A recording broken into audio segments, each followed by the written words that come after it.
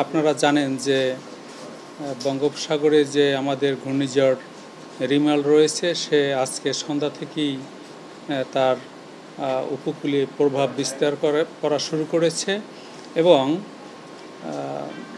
সে উপকূল অতিক্রম শুরু করেছে এবং 9টা পর্যন্ত তার অগ্রভাগ উপকূল অতিক্রম করেছে এবং তার কেন্দ্র আজকে 9টা পর্যন্ত উপকূল অতিক্রম শুরু করেছে এবং ক্রমান্বয়ে সে আমাদের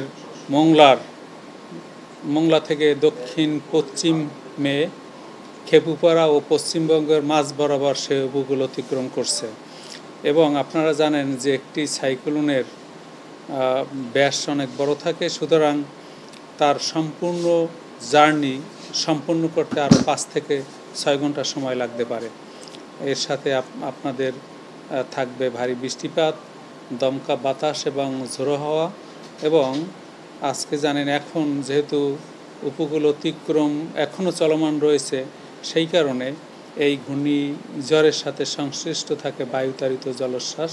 ইতিমধ্যে আপনারা জেনেছেন যে আমাদের উপকূল এলাকার নিম্ন অঞ্চল প্লাবিত হয়েছে এবং আমরা অনেকগুলো দমকা বাতাস এবং ঝড়ো হাওয়ার রেকর্ড পেয়েছি। পটুয়াখালীতে সর্বোচ্চ 72 কিলোমিটার পার ঘন্টা বেগের বাতাস আমরা পেয়েছি। পটুয়াখালীতে আমরা আজকে 89 কিলোমিটার প্রতি ঘন্টার একটি বাতাসও রেকর্ড করেছি আজকে 2:30টার দিকে। তাছাড়া মোংলায় 63 কিলোমিটার বেগে বাতাস প্রবাহিত হয়েছে, খেপুপাড়ায় 61 কিলোমিটার প্রতি ঘন্টায় বাতাস প্রবাহিত হয়েছে।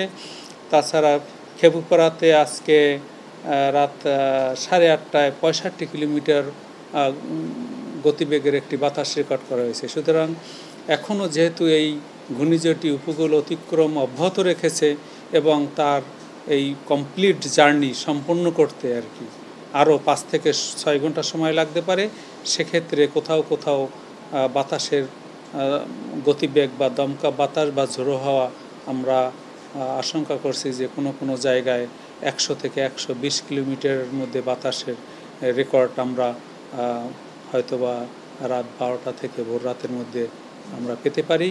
কারণ রাইট ফরওয়ার্ডিং সেক্টরে সবসময় বাতাসের গতিবেগ বেশি থাকে, যেহেতু সে উপকূল ক্রস করে ক্রমান্বয়ে উত্তর দিকে সে ঢুকে পড়েছে, সেই কারণে এর ডান পাশে সবসময় বাতাসের গতিবেগ একটু বেশি থাকে।